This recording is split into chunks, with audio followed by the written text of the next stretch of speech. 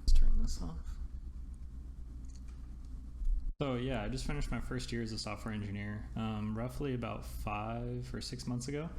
And I just want to talk about my experience. So for those that are new to the field, that are going to become software engineers, or maybe you're still debating what major is right for you, or you just want to know what to expect from a software engineering career as your first year, that rhymes, then yeah, this is the video for you. So I just want to talk a little bit about my experience, and then also just some tips that may help you. So I actually interned at the company that I now work for, and I started there as an intern, and then upon graduation they were like, hey, we'd really like you back. So then I accepted an offer full time, and in that first year I have worked on anything from a mobile app to a pipeline to what else have I worked on? So I've worked on notification engines, I've worked on mobile apps, I've worked on pipelines, like creating automated pipelines. I have worked on just regular old websites like React. And so I've probably worked on at least, I don't know, 6 different products that they offer there since I've worked there. And in that, I've worked with, I don't know how many different technologies. Has to be over 10 by now for sure. But just that first year, I kind of expected just to stay at like in this one project, but it turns out that I was kind of jumping all over the place. They were just looking for full stack generalist, and I definitely made up to par. So I was just kind of working on all different sorts of projects, and that's just kind of the work environment that we were in. So in that, there's a huge benefit in that I was just constantly learning. I was always learning something new when it came to just like I had never created an automated pipeline before, and that was just all new to me. And then I've worked on a functional programming language, and we were using Erlang there. And so that was just there's so many different things that I got to work on, and it's just there was so much experience that I gained from that as well. And I think that was it's awesome for me to learn all these things. So now I know what I like and what I don't like, but also it's just awesome to be able to say all this stuff on your resume. I mean, there's so many things that I've learned, and I've started keeping a list now just for if I ever need to update my resume. I don't want to forget what I have done here, because I've done a lot.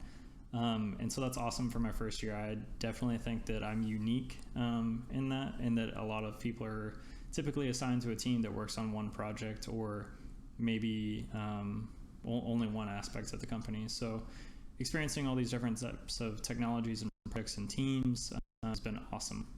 And so, yeah, just kind of our process at work, we do like agile scrum methods. So we have daily stand-up, we have planning, we have pre-planning, and then we have retro, of course.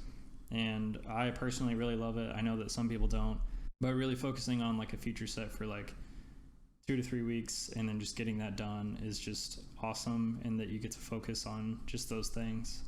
So now that I've kind of just talked about my experience, we can move on to just kind of some tips and general things that I've learned from my first year, and I just kind of want to offer them as general pieces of advice. So everyone's experience, will be a little bit different or vastly different. So I'm just talking from my perspective and just some general things that you might also encounter as your first year as a software engineer, maybe even intern.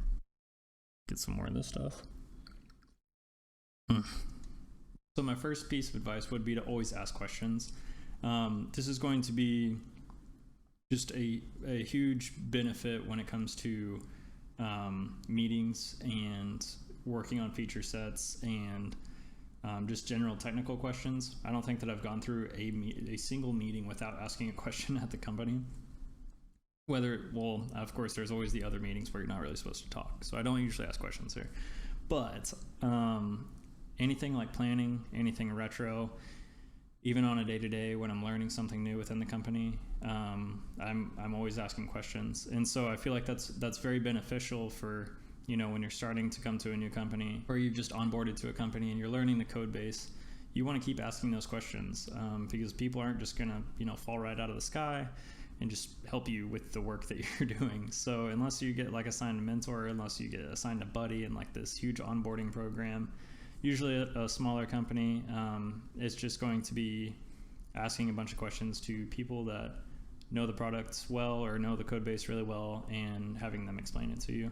Of course, you need to take this into account of don't ask too many questions. You don't ever want to get annoying, and definitely like if it's a technical question, go and search for it yourself. I'm sure that there's some sort of documentation, whether that's the product, like on the website. Usually they have that for customers and just how features work, but also sometimes that there's documentation as far as how the code works, whether that's up to date or not. Yep, I'm just going to say that.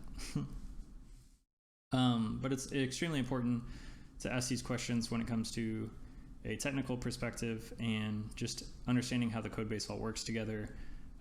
Like maybe you have an API that works for both the website and the mobile.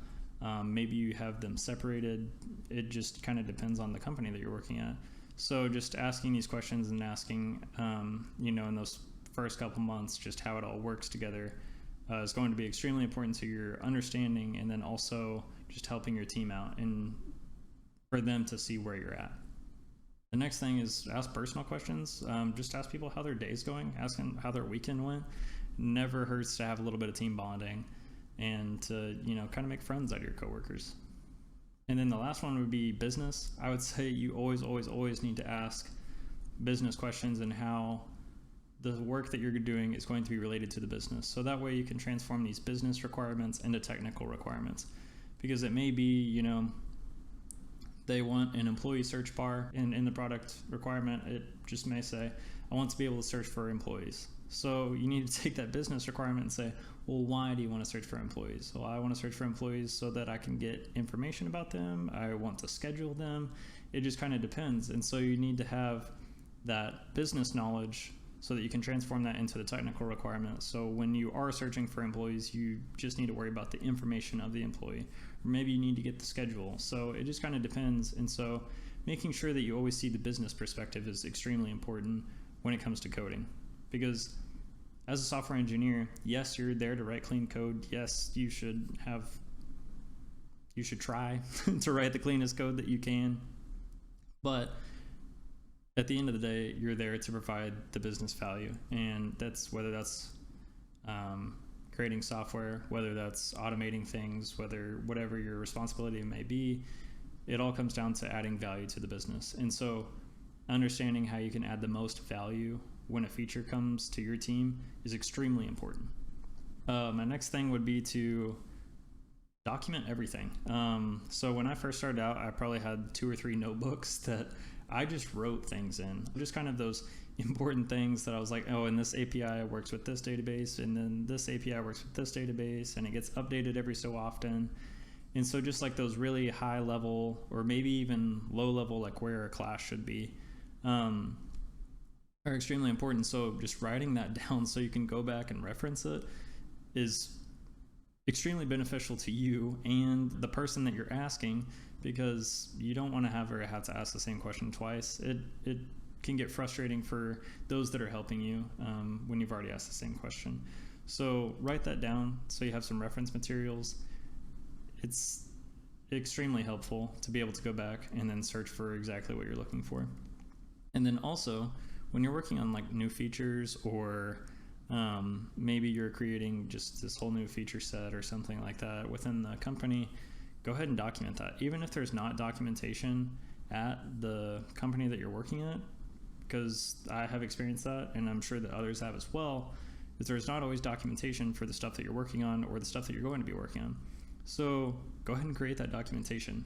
It helps you because you know exactly how everything is going to work, and you can explain that into words to other developers. So then when they see that code, they don't have to go search for someone else and be like, who wrote this? I need to ask them some questions, or you need to have a giant meeting with all the people that have worked on it so that they can understand how that works. That's extremely unproductive for the company. So to have this documentation out there that other engineers can reference is going to be beneficial to them, and it benefits you when people see that you're creating this documentation for people that are going to work on this project in the future, or maybe another engineer is going to onboard in the future, because companies are always going to be hiring new engineers. So when you find something that hasn't been documented, or maybe it's just not up to date, just go ahead and do that. So my next tip would be to find hobbies.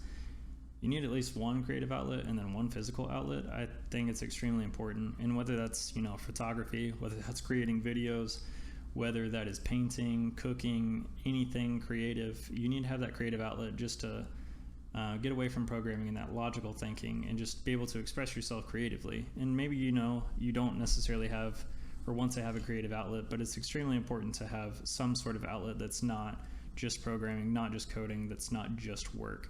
Otherwise you will get burnt out extremely quick. And then also just having a physical outlet, whether that's working out, whether that's playing in like some sports league that's local to you, but also being physically healthy is going to contribute to your overall happiness just as a software engineer. And so having just that life outside of work is extremely important to not getting burnt out, but also just contributing to your overall happiness. And of course you can still work on side projects, I'm not saying that at all, but it's also extremely important to have a life outside of work so that you're not just constantly thinking about work, because you will get burnt out extremely quickly. So my next tip would just be to make goals. So it's extremely important to make specific SMART goals. And if you don't know what SMART goals are, then you can definitely go research it. There's a ton of just articles about creating SMART goals. But the most important thing that I think of SMART goals are that they are specific and that they are timely. And so with that, you can see where you have this little roadmap of goals that you're creating to achieve some overarching goal or something like that. And I personally do this for my annual review. It was endorsed by our company, but I think that even if it wasn't there, I would still be doing it because it helps me become a better engineer, and it also allows me to work towards a goal that I want to achieve. So maybe if I want to become a mobile developer, and that's my overarching goal, then maybe by the end of the year I have maybe read about, let's say that I'm completely new to it, but I'm coming from a React background. Maybe I want to learn how to do React Native. So maybe that's creating a side project by the end of the year. One of the other goals that I had was to improve my technical communication. And so for that, I created a specific goal, which was to write 10 blog posts by the end of the year. And so I wanted to create 10 blog posts in 12 months. So I had a very specific goal, and it was also timely because I just had to write one blog post a month. And so by the time that my annual review came around, it was very easy to just talk about these goals that I had wanted to accomplish with my manager and whether I accomplished them or not. So I created these blog posts, and they definitely created just a progress bar of where I was at in my career. And so it was important to see, am I improving? Am I achieving? Am I meeting my goals? Because that's extremely important to see the overall picture, not just on a day-to-day basis. Did I create the feature? Did I finish this work on time? But you want to be working towards some overarching goal. And I think that's extremely important to have a career goal outside of just your day-to-day. And then the last one I would say is always be eager to learn. I mean, there's been so many different things that I've learned, and it is just, each time I learned something new, it was just another tool I got to put in my belt and say, I know how to do this. And so when another project would come up, I could say, we could use this tool, we could use this tool. And so just having all of those, but we could use this technology or we could use this technology, and just learning all the pros and cons of each technology was extremely beneficial, and so that I could weigh the pros and cons, because someone may come to you and say, we should write this project in the MERN stack. You're like, well, why should we do that? And so it's just extremely important to not just follow the hottest new tech, not just follow the latest technical trend or whatever that may be, but to really evaluate what your project is going to be about. And so I think that's why it's always important to be eager to learn something new. And it also helps you just really early in your career as far as what you want to work on and what you don't want to work on. Some people just, they don't really know if they're front end or back end yet. And so they go into it and they get to work a little bit on the front end and get to work on the back end as well. Maybe they're a full stack developer. And by doing that, they're learning a bunch of new stuff. They're learning all these technologies, which is improving their skills, but also they're learning for themselves because now they know what they really want to do. And maybe that's both. Maybe you want to be a full stack developer. And so just always be eager to learn because it's going to benefit you in the long run. So yeah, that's just my experience as a first year software engineer. And then also just some tips for y'all that may be going into your first job, or maybe you're looking in getting a job straight out of college, or maybe you're self-taught. Either way, I hope that these tips really helped you. And if you enjoyed this video, make sure that you like it and subscribe for more content related like this. Thank you.